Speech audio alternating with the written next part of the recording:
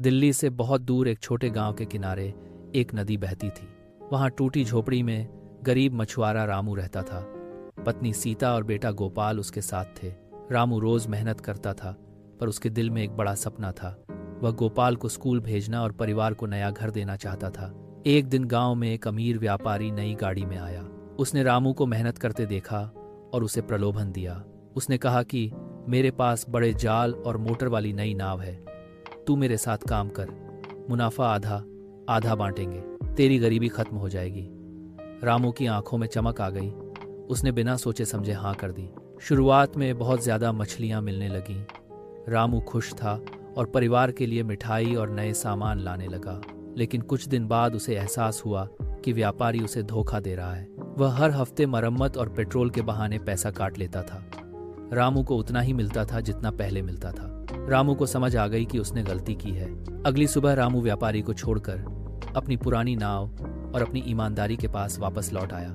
रामू हर रोज व्यापारी के जाल और नाव के नए नए खर्चे सुनता था। महीने के आखिर में उसकी पूरी मेहनत का पैसा खर्चे में कट जाता था।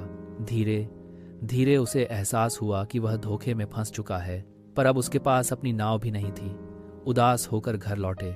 रामू ने पत्नी सीता को सारी बात बताई। रामू को गलती का एहसास हुआ और उसने तय किया कि अब वह खुद अपना काम करेगा। गांव के लोगों ने रामू की मदद की। किसी ने पुराना जाल दिया, किसी ने पैसे उधार दिए। उसने धीरे धीरे नाव खरीदी और पहले से ज्यादा मेहनत करने लगा। शुरुआत में बहुत मुश्किलें आई, पर उसने हार नहीं मानी। एक दिन उसे बहुत सारी मछलियां मिलीं और उसकी मेहनत रंग लाई। कुछ महीने बाद वह अच्छा खासा कमाने लगा। तभी वही व्यापारी फिर आया। रामू मुस्कुराकर बोला, नहीं साहब, अब मैं अपने दम पर ही काम करूंगा। रामू एक छोटा सब्जी विक्रेता था। वह रोज मेहनत करता था, पर कमाता बस 200 रुपये प्रतिदिन। एक दिन एक व्यापारी उसके पास आया। उसने कहा, मेरे कारखाने में मैनेजर बन जाओ, महीने के 50,000 मिलेंगे, बस हस्ताक्षर कर दो। रामू को यह मौका सपना लगा। उसने तुरंत हाँ कर दी। शुरुआत में सब अच्छा लगा। उसकी जिंदगी बदल गई लग रही थी। पर 3 महीने बाद टैक्स विभाग का छापा पड़ा। पता चला कारखाने में अवैध काम चल रहा था और सभी कागजों पर रामू के ही हस्ताक्षर थे। व्यापारी ने उसे फंसाकर भाग गया। रामू जेल गया। बाद में गांव वालों की जमानत पर बाहर आया।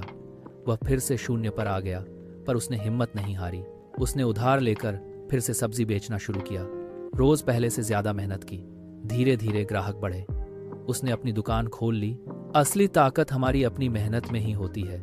अपनी जिंदगी की बागडोर हमेशा अपने हाथ में रखनी चाहिए।